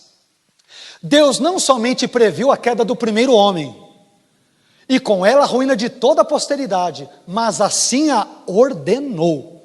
Deus quis que Adão caísse em pecado e toda a humanidade junto com ele. E é o que é pior, mas a culpa não é de Deus, é de Adão. Mas Deus, não foi o Senhor que ordenou? Eu ordenei, mas a culpa é dele, não é minha. É isso aí, de forma, está ali, está citado. Tá? Agora vejamos, olha o que Armínio diz sobre a queda original. Abre aspas. O homem originalmente colocado nesta condição pela divindade, nesta condição ele quer dizer, podendo se tornar um vaso de misericórdia ou de ira, se ele crer ou se for incrédulo. É nesse contexto. O homem originalmente colocado nesta condição pela divindade, por transgredir o mandamento, não há uma ordem condicional sobre ele, é um mandamento que Deus dá, ele transgride. Fez-se um vaso mau, e o próprio homem que se fez livremente. Isto é, um pecador. Aí ele arremata dizendo, com nenhuma concordância da cooperação da divindade para esse resultado. Deus não cooperou, Deus não ajudou o homem a cair. Calvino diz, não, Deus ordenou. Armínio diz, ordenou coisa nenhuma, Deus não cooperou para que ele caísse, Deus permitiu. Mas permitir e ordenar é a mesma coisa? Deus cria seres livres, e para que eles possam exercer a sua liberdade, ainda que limitada, é mistério que eles possam escolher entre o bem e o mal, entre o certo e o errado. Mas quando Deus os cria com essa possibilidade, Ele não os cria com a necessidade de praticar o mal ou o pecado.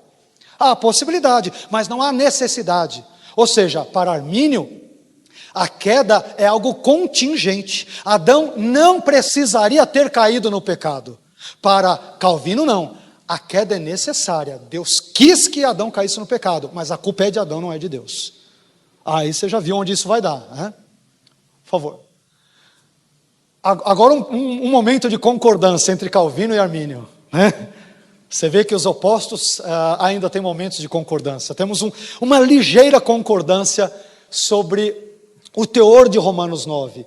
Tanto Calvino quanto Armínio acham uma parte de Romanos 9 como um todo meio obscura, né? Um texto um pouco obscuro em algumas coisas, isso é interessante. Olha lá, Calvino: não insisto na explanação destes pontos, ele está se referindo às crianças ainda não serem nascidas, nem terem praticado o bem ou mal, referindo-se a Esaú e Jacó, porque o pensamento do apóstolo é obscuro. Calvino fala, tem coisas aqui em Romanos 9 que não está muito detalhado, está meio nebuloso. É bacana que ele admite isso. Armínio também admite. Armínio vai dizer, eu confesso francamente que este capítulo, Romanos 9, sempre me pareceu estar envolvido na maior obscuridade. Só que aí ele conclui, e sua explicação tem se mostrado difícil, até que a luz, introduzida desta forma, dissipou as sombras. Ele disse, mas fui estudando, caminhando, e acabei crescendo, né? Mas o finalzinho de Romanos 9 é muito comovente. Depois, se vocês puderem virar lá nas 2 últimas páginas, Armínio vai dizer, olha, se eu interpretei alguma coisa errada de Romanos 9 e tudo, estou disposto a ser corrigido, e se eu ver os meus erros, estou disposto a mudar de rota e agir da forma certa. Então é uma pessoa absolutamente humilde na sua exegese. Ele não é o dono da verdade. Isso é muito importante. Assim como eu também aqui, como creio eu, qualquer verdadeiro cristão não pode ser visto ou se arrogar para si o título de um dono da verdade, né? Quem está com a verdade e é a própria verdade é Cristo. As nossas teologias, nossas exegeses e interpretações são passíveis de erros e frequentemente erram. Então Armínio está dizendo claramente, eu não sou infalível não, viu gente?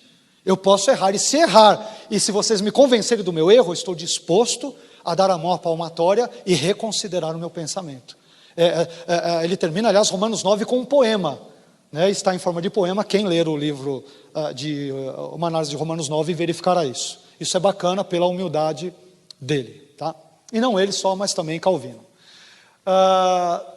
Aqui outro assunto espinhoso, Romanos 9 ensina a dupla predestinação. Vocês já perceberam desde o início a resposta para um grupo e para o outro, né? Então, vamos lá. Olha o que Calvino diz. Antes mesmo de nascerem, os seres humanos em geral, tá? A porção dos homens lhes é designada, o que cabe a cada homem. A cada um pela secreta vontade divina.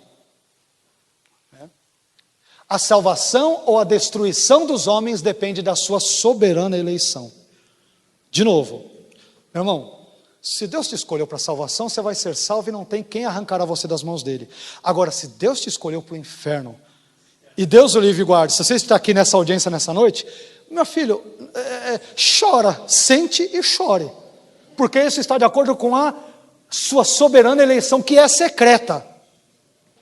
Se Deus te escolheu para um vaso de ira, meu querido, você pode frequentar assim 500 cultos do pastor Paulo Romero, pode vir aqui o pastor Paulo Júnior, pode vir o Billy Graham, pode vir quem quer que seja, você vai direitinho para o inferno, porque Deus nunca te amou a ponto de enviar Jesus para morrer por você na cruz. Então, me desculpe, se é um baita de um azarado ou de azarada. Não tem outra leitura, me desculpe, se é um azarão.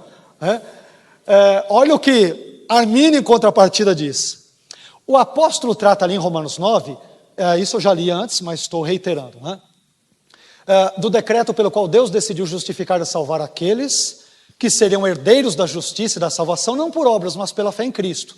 Aí ele diz, não do decreto pelo qual ele decidiu salvar estes ou aqueles e condenar outros, criticando o pensamento de Calvino, ou aquele pelo qual ele decidiu dar fé a alguns e retê-la de outros, criticando o pensamento de Calvino e aquilo que seria um dos principais pilares do sínodo ultracalvinista de Dort, entre 1618 e 1619, onde o comitê que participou do sínodo ou do concílio disse que Deus dá fé a alguns e escolhe não dar e ignorar a outros. Só que no final, esses outros que não deu fé, Deus vai condená-los justamente.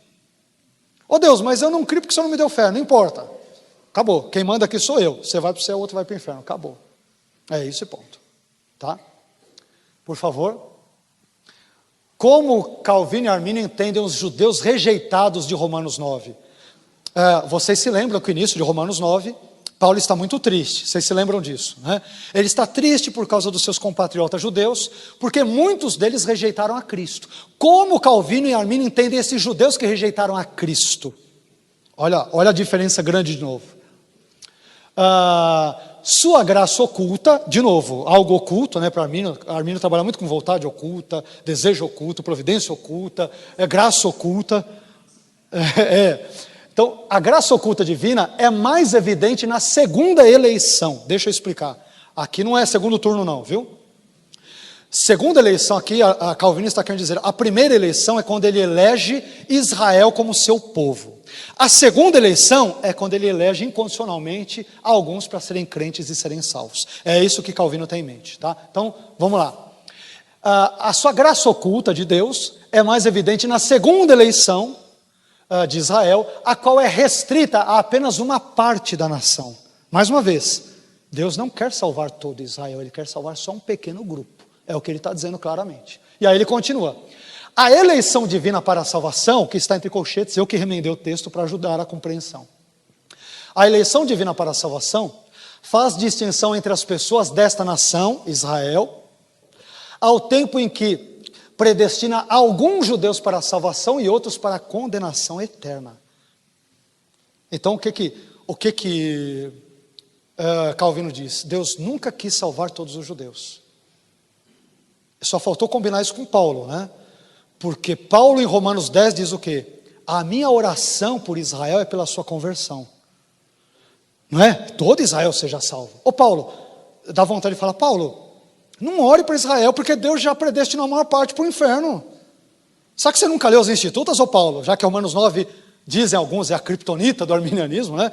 Ô Paulo, por que você está orando por Israel? Você está indo contra a vontade de Deus. Né? Como que você ora por pessoas que Ele já elegeu para reprovação desde a eternidade passada? Como que você anseia pela salvação de todo Israel, se Deus já exigiu, ou decidiu, ou decretou, soberano e incondicionalmente, desde a eternidade passada, que a maior parte das pessoas vão para o inferno? Paulo, não ore por eles não, rapaz. Perceba que há um gap, né? Porque Romanos 9 não pode ser lido isoladamente dos capítulos subsequentes, dos capítulos 10 e 11. Romanos 10:1 mostra que para o Israel que é vaso de ira, ainda ele pode crer.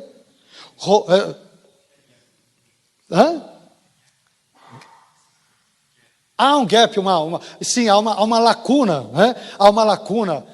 Nós não podemos ler apenas isoladamente Romanos 9 dos outros capítulos subsequentes, aliás, à luz de toda a epístola, né, os capítulos 10 e 11. Quando a gente lê Romanos 10:1, Romanos 11, 20, 21, 23, deixa claro que outra parte de Israel pode ser salva. De modo que não há uma eleição incondicional sobre alguns poucos privilegiados para a salvação e sobre a maioria esmagadora para a condenação. Romanos, como um todo, não sugere esse tipo de leitura. Por isso que é perigoso isolar um texto bíblico do seu contexto, tá? Então, vocês viram o que Calvino diz. Deus escolheu alguns judeus para a salvação e outros para o inferno. Paulo, em Romanos 10 e 11, deixa claro que não é isso que Deus escolheu, não. O que Armínio diz sobre o assunto? Olha lá. Não se segue que alguns dos judeus são rejeitados, a não ser por esta marca distintiva. Qual é? Ou seja, que eles não creem em Cristo, mas seguem após a justiça da lei, ou seja, eles querem ser justificados pela prática das obras da lei. Mas os filhos da promessa são aqueles que buscam a justiça e a salvação pela fé em Cristo. Ou seja, ele destoa mais uma vez totalmente do comentário de Calvino. Gente, vocês me permitem, tem mais alguns slides, pode, tudo bem? Acho que agora está dando 9 horas, é isso? Pode mais alguns minutinhos, tudo bem? Eu estou com receio de que não fique muito cansativo para vocês, né? Vamos só, deixa eu só ver o anterior, por favor, só para eu, sua graça oculta, perfeito, o próximo, perfeito, obrigado, viu? Esaú e Jacó segundo Calvino e Armínio, eu já me adiantei, vamos ver agora como eles entendem. Quem é Esaú e Jacó para Calvino e para Armínio? Segundo, primeiro Calvino, não devemos duvidar de que Jacó foi incorporado a Cristo, ou seja, foi salvo, né? Para ser companheiro dos anjos na vida celestial. Aí é o que ele diz. Jacó é, pois, eleito para a salvação. Esaú, rejeitado para a condenação no inferno. O texto não está falando disso. Deus escolheu que a promessa de Abraão de abençoar todas as famílias da terra seria por Jacó e não por Esaú. É somente isso, né? É interessante que tanto Calvino como Martin Lloyd Jones, a maioria esmagadora dos calvinistas entendem isso. Não, Jacó, ele é amado de forma eletiva e Esaú é rejeitado de forma também eletiva. Um vai para o céu, outro vai para o inferno. O texto não está falando disso, né? Não é esta a situação. E aí ele continua: Jacó é, pois, o eleito, Esaú o rejeitado. E são diferenciados pela predestinação de Deus aqueles, referindo-se a Esaú e Jacó, entre os quais não existia diferença alguma quanto aos méritos. Pois é, mas Armínio diz que Deus, ele simplesmente prevê desde a eternidade passada a fé. A fé não é uma obra meritória. E Armínio se fundamenta em Romanos, capítulo 4, versículos 4 e 5, onde Paulo contrapõe a fé às obras. A fé não é algo meritório. Muito pelo contrário, a fé, a própria fé, é um dom de Deus. Não no sentido calvinista de que ele dá para alguns e tira de outros, mas é uma possibilidade de fé e confiança em Cristo que é disponibilizada a todos, sem exceção, quando estes são expostos à mensagem graciosa do Evangelho de Cristo. E aí, Armínio vai dizer: Jacó e Esaú devem ser considerados não em si mesmos, e sim como tipos. Já mencionamos isto em alguns slides atrás, portanto vou prosseguir, tá? Por favor. Faraó, segundo Calvino e Armínio. Aqui também tem uma coisa muito séria que Calvino diz. Vamos lá.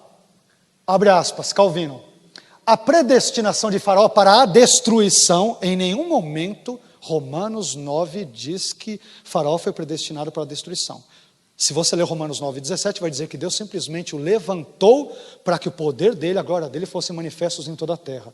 Em nenhum versículo de Êxodo, entre os capítulos 4 a 14, como preâmbulo das 10 pragas, as 10 pragas, e o auge disso, que é a abertura do Mar Vermelho, e a leitura paulina de Romanos 9, em nenhum momento encontraremos tal tipo de fraseologia teológica que diga que Faraó foi predestinado à condenação. Então, primeiro, já existe a imposição de um pensamento. A predestinação de Faraó para a destruição se relaciona com o justo e secreto conselho de Deus. De novo, é justo e é secreto. Ninguém sabe, mas Calvino sabia, né? Nem Paulo sabia, Calvino sabia. É um conselho justo e secreto. Mas Calvino, se é secreto, como você sabe? Não sei, eu estou falando porque está aí, enfim, né? É isso aí. Ele, Deus, afirma não simplesmente que previra a violência de Faraó. De novo, não existe previsão pura para Calvino. Mas sim que também a ordenara. Deus ordenou a violência de Faraó e depois vai culpá-lo por isso. Faraó, eu que ordenei você a endurecer o seu coração e tudo. Depois vou te culpar por aquilo que eu mesmo fiz você fazer. Entendeu a lógica? Né? E aí é o que ele vai dizer, abre aspas, na página 390. Calvino do comentário de Romanos. Deus disse que Faraó era produto da eleição divina e que seu caráter, o caráter de Faraó, lhe fora dado por Deus mesmo. O caráter mau que Faraó teve foi dado pelo próprio Deus. E a culpa é de Faraó, não é de Deus. Palavras muito claras ali. Como que Armínio entende isso? Se Deus é livre, pois a simples declaração de seu próprio poder e a demonstração de seu próprio nome levanta, endurece e pune ao Faraó, aí ele já está levando o contexto mais em conta, não tem nada de predestinação no sentido de arbitrário da condenação, então injustiça não pode ser atribuída a Deus, porque em seu propósito de acordo com a eleição, ele, Deus, decreta demonstrar seu próprio poder e glória no justo endurecimento e punição dos filhos da carne. Ou seja, Faraó é representado tipologicamente também por Armínio como um filho da carne, ou seja, como aquele que busca a justificação não pela fé, mas pelas obras da lei. A leitura de Armínio é tipológica. Eu ia fazer uma observação do endurecimento do coração de Faraó, não vou fazer. Depois, qualquer coisa a gente comenta para não perdermos aqui o tempo, tá? Da ideia do endurecimento. Mas vamos lá, por favor, o próximo. Os vasos de ira, segundo Calvino e Armínio. Quem são os vasos de ira?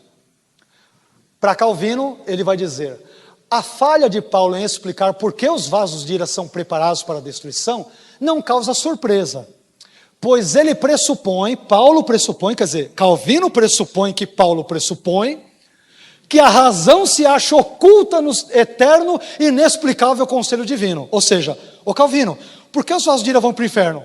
Eu não sei, isso aí é uma vontade, o conselho oculto e secreto de Deus, eu não sei. Tá? Mas ele vai dizer, mas isso é justo, cuja justiça é digna de nossa adoração e não de nosso escrutínio. Olha, eu não sei porque o vaso de ira vai para o inferno, Deus manda ele para lá, eu só sei que Deus é justo, Ele sabe o que faz, deve ser coisa boa. E devemos adorá-lo por isso, Deus é digno de adoração, né? Enfim, agora, mais uma vez, a declaração, a meu ver, magistral de Armínio sobre os vasos de ira. Abre aspas. Ele, Deus, não está irado com eles, a menos que eles já tenham se tornado vasos de ira. Eles que se tornam, é por isso que Deus se ira com eles. Eles são impenitentes, desobedecem a Deus, recusam o evangelho, é por isso que se tornam vasos de ira.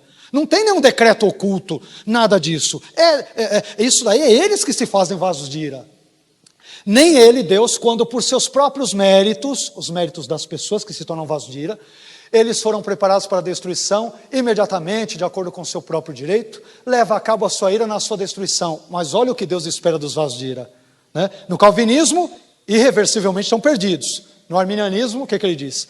Ele os suporta com muita longanimidade e paciência, convidando-os à penitência, esperando por seu arrependimento. Deus ama os vasos de ira e quer ainda vê-los convertidos. O destino deles não está irreversivelmente selado. Eles podem se converter por uma obra da graça divina.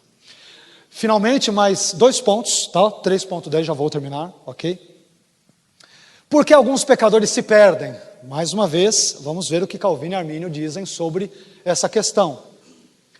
Calvino, os réprobos, aqueles que são rejeitados incondicionalmente desde a eternidade passada e estão selados incondicionalmente para o inferno, isso quer dizer réprobo.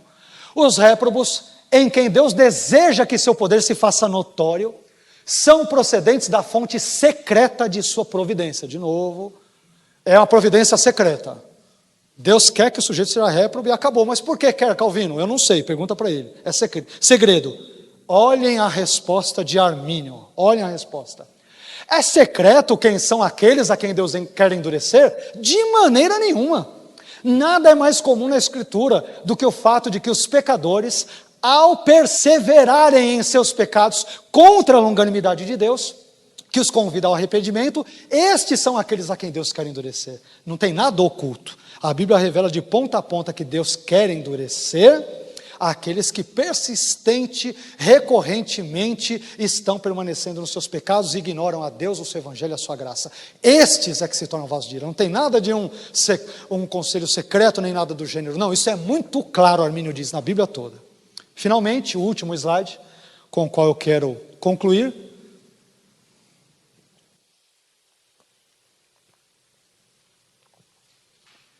Deus deseja que todos sejam salvos? Essa pergunta é das mais importantes de todas, né? Vejamos o que Calvino e Armínio dizem sobre isso. E de novo nós temos eu não tenho como concordar com Calvino, apesar de todo o respeito que tenho para com ele e para com a sua obra. Olha o que ele diz. O Senhor, em sua eleição totalmente imerecida, é verdade, ela é imerecida, é livre e isento da necessidade de conceder igualmente a todos a mesma graça. Deus não tem que conceder a todos a mesma graça. É verdade, mas, por outro lado, uma vez que Ele é justo, e se a salvação, a eleição para a salvação no calvinismo, ela é incondicional, por que Deus incondicionalmente não elege a todos? Onde que está a justiça e a bondade junto com isso? Ele simplesmente não trabalha essa questão. Ao contrário, olha o que ele fala que Deus faz. Deus ignora quem quer e escolhe a quem lhe apraz. Quem vai para o inferno, Deus ignora. Não quero salvar e ponto. Continuando. Pareceu bem a Deus segundo Calvino, né? Iluminar alguns a fim de que viessem a ser salvos e cegar a outros a fim de que viessem a ser destruídos. É alguma coisa boa para Deus, para os olhos dele. Ele quis fazer assim, se é uma coisa boa. O que Armínio diz? Olha só a questão da vontade antecedente e consequente, como funciona na prática em Armínio, e eu quero concluir aqui. Em sua vontade antecedente, ele, Deus, deseja que todos os homens e cada um deles fossem salvos. Todos. Mas em sua vontade consequente, depois que Deus vê a resposta de fé ou incredulidade, ele deseja que aqueles que creem e perseveram na fé sejam salvos, mas que aqueles que são incrédulos e impenitentes permaneçam sob condenação. Aqui, senhores, nós temos um resumo do comentário de Armínio sobre Romanos 9, alguns de Calvino também. Digamos que selecionamos os melhores momentos, talvez alguns eu diria os piores, né? Mas eu espero que de alguma forma tenhamos sido abençoados, amém? Que Deus abençoe a vida dos irmãos. Quero agradecê-los mais uma vez por tão gentil e bondosamente emprestarem os vossos ouvidos e o precioso tempo de vocês para uma noite meio fria, gelada, que vocês virem aqui, e estaremos ainda um pouco mais aqui. Quero agradecer mais uma vez ao pastor Paulo Romeiro, que tem se mostrado uma pessoa muito gentil e generosa, e que gentilmente também nos permitiu que pudéssemos falar um pouco sobre a palavra de Deus, alguns assuntos teológicos e bíblicos, amém? Que Deus nos abençoe ricamente em Cristo. Glória a Deus.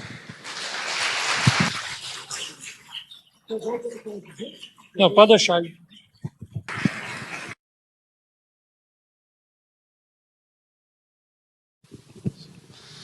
Bom, primeiro, parabéns, muito bom. Obrigado, querido. Eu tive a oportunidade de ler aquele livro do Norman Geisler, Eleitos Mais Livres. Perfeito. E ali, o Norman Geisler, ele se denomina um Calvinista moderado, né? E ele faz muito debate com o Sproul, né? Que ele diz que o Sproul chama ele de arminiano. E ele tem razão. Embora ele diga que é um calvinista moderado, né? Na questão, especificamente, do ponto que, inclusive, eu já li também a respeito da remonstrância, que aqueles que fizeram esse estudo, na época, lá me corrija se eu estiver errado, mas eles deixaram em aberto um dos pontos, que seria a questão se a pessoa poderia, o salvo poderia ou não perder a salvação, para que fosse pesquisado adiante, novamente, se haveria essa possibilidade ou não, né?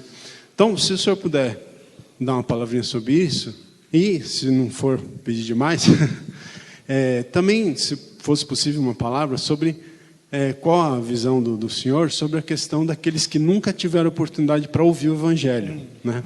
Perfeito. Como que a gente poderia interpretar isso à luz das Escrituras. Obrigado. Maravilha. Muito obrigado pela pergunta, viu? Bom, se eu esquecer alguma coisa, por favor, me lembre, tá? O pastor Paulo Romeiro, me lembre aqui que eu vou tentar, né? Vamos lá.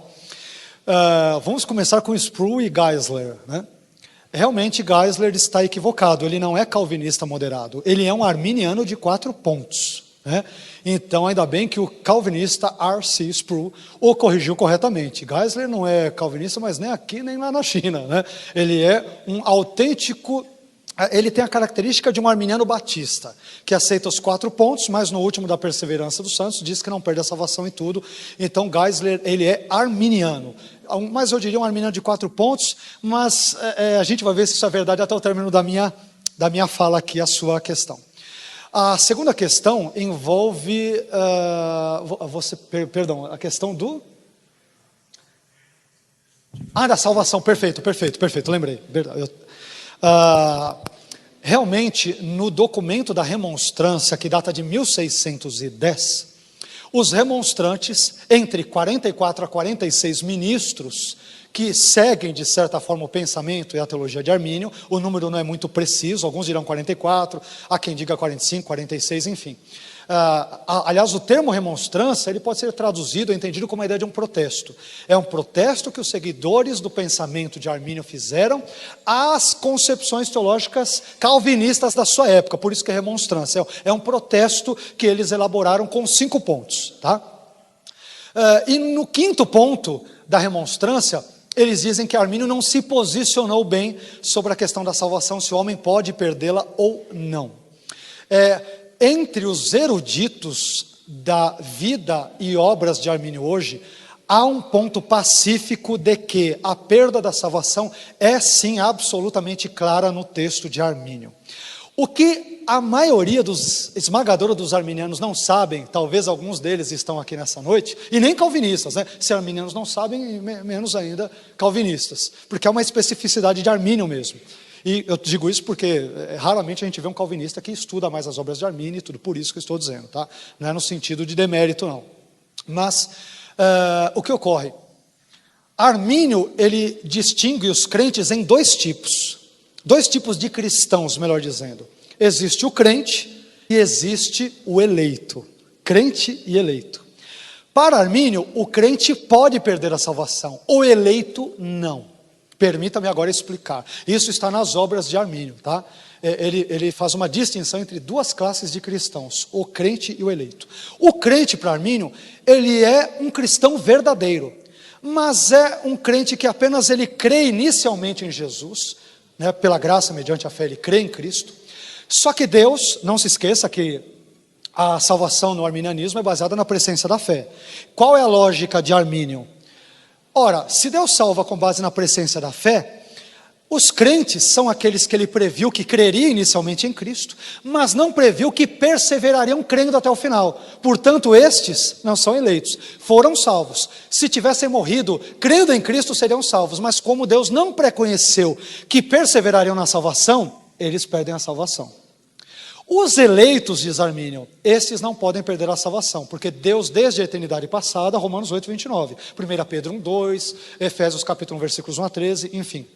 Os eleitos, diz Armínio, Deus desde a eternidade passada previu que eles creriam em Cristo, pela graça, e previu que eles continuariam crendo em Cristo pela graça até o fim de suas vidas. Como a salvação é pela graça mediante a fé, estas pessoas não podem perder a salvação. Tá? Então você tem duas classes de cristãos no arminianismo. Então é correto dizer que pode perder a salvação no arminianismo, assim como é correto dizer que não perde. Isso explica porque grande parte dos batistas, por exemplo, eles são arminianos de 4 pontos. No último ponto da perseverança, eles dizem que não perde, porque eles pegam a vertente da eleição e desconsideram aquele do cristão que é apenas crente. Agora, as duas concepções em Armínio estão presentes em consonância com o seu estudo. Agora é verdade que em muitos momentos Armínio ele é ambíguo no que tange a ideia de poder perder ou não, mas lendo mais pormenorizadamente o seu texto, tem 2 estudiosos americanos que estiveram inclusive aqui no Brasil no ano passado na segunda conferência, segundo congresso arminiano, aliás um deles esteve que é o Keith Stanley. Keith Stanley e Thomas McCall, no seu livro Armínio, Teólogo da Graça, eles explicam um problema que houve nessa ideia de dizer que não se perde a salvação por causa de um erro na tradução no texto latino do pensamento de Armínio. Então, é correto dizer, é absolutamente correto dizer que crentes verdadeiros em Cristo podem perder a salvação no arminianismo, mas não é correto dizer que eleitos podem perder a salvação. Porque se a eleição para a salvação se dá com base na presciência divina, a pessoa não pode perder a salvação, senão a previsão de Deus foi errada na eternidade passada, ok? Terceira pergunta, como que ficam aqueles que nunca ouviram o Evangelho, né? Aí nós temos algumas hipóteses. A primeira delas, poderíamos usar aqui a ideia do conhecimento médio de Luís de Molina, o famoso jesuíta espanhol do século XVI, lembrando que, talvez para quem não saiba, que Armínio, ele de certa forma crê e defende o conhecimento médio. Tá? A ideia do conhecimento médio, a ideia de todas as coisas que ocorreriam, dada uma conjuntura X de acontecimentos ou personagens, essa ideia de uma forma bem geral, Armínio a entende. Então, com base na teoria filosófica molinense de Luís de Molina do conhecimento médio, eu poderia responder essa pergunta dizendo o seguinte: todos os povos, nações, tribos ou clãs, todos os espaços geográficos, todas as etnias, todas as línguas, todos aqueles que não foram alcançados pelo Evangelho, Deus, pela sua presciência, desde a eternidade passada, ele previu que estas pessoas, ainda que missionários, lhes fossem enviados, eles ouvissem o Evangelho, eles não creriam. Portanto, se o Evangelho não é enviado lá, não é porque Deus não ama, mas porque Deus já previu que, pregando ou não pregando, ouvindo a mensagem, de qualquer forma eles não creriam. Essa é uma possibilidade interpretativa, tá? Esse assunto é complexo, mas é uma possibilidade. Qual uma segunda possível resposta? Com base naquilo que é chamado de graça, ou melhor dizendo, a revelação geral de Romanos capítulo 1 e 2. Deus, como Ele é justo, e eu creio que nenhum de nós ousaria contestar essa informação, essa declaração, essa afirmação de que Deus é justo, Ele seria absolutamente injusto se condenasse à perdição sob a alegação de que não crerem em Cristo, pessoas que nunca sequer entraram em contato com o Evangelho. Espera aí, se o critério para a salvação é a fé em Cristo, e a fé vem pelo ouvir a palavra, Romanos capítulo 10, versículos 9 e 10 em diante, Deus não pode usar como critério a descrença para pessoas que simplesmente não puderam crer em Cristo. Então talvez Ele poderá ter outros critérios, que não necessariamente a fé em Cristo, sendo que essas pessoas serão salvas pelos méritos de Cristo, ainda que inconscientemente não saibam. Deus pode usar outros critérios, com base na revelação geral, a natureza e tudo, e a consciência que Deus lhes deu. Estou citando Romanos capítulo 1, Romanos capítulo 2, versículos 14 e 15 em diante, Ele pode fazê-lo. Então estas seriam duas possíveis respostas a isso. Mas jamais entenderíamos que Deus não quis salvar essas pessoas para as quais o Evangelho não foi enviado. E por quê? Porque Marcos 16 é categórico: ide por todo o mundo e pregai o Evangelho a toda a criatura. O calvinismo responderia a você dizendo: essas pessoas, tribos, clãs, espaços geográficos que nunca ouviram o Evangelho, Deus nunca quis salvá-los. Essa é a resposta de Piper. O calvinismo em geral, a teologia reformada ou calvinista diz isso. Eu acho essa declaração temerária. Porque se há lugares que não houve Evangelho, não é porque Deus decretou que essas pessoas não fossem salvas. É porque eu, enquanto igreja, sou omisso no meu papel de cumprir o ID e ir por todo mundo pregar o Evangelho a toda criatura. Então não é porque é um decreto secreto oculto que quer que o sujeito que mora lá na ponta do Sri Lanka não ouça o Evangelho e vá para o inferno. Não, é porque eu, enquanto igreja, me omito da minha responsabilidade. Então não há um decreto que diga nesse sentido. De uma forma bem geral eu diria isso, tá bom?